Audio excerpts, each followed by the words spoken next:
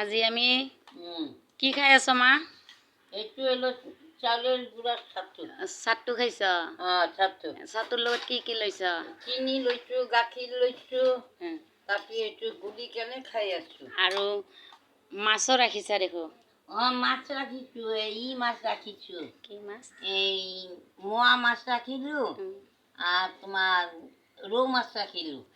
এইটো আমাৰ বাবা বাবাইও খাই আছে।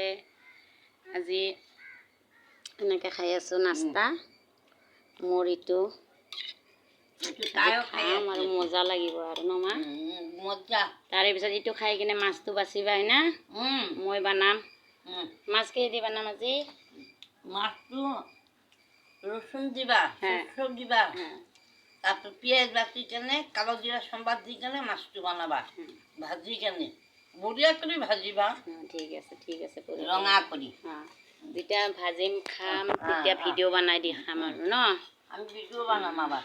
আপোনালোকে চাব আমাৰ মা বাবাৰ ভিডিঅ', খোৱা ভিডিঅ'। এনেকৈ আৰু আজিৰ ভিডিঅ'টো ইমানতে ৰাখিলোঁ।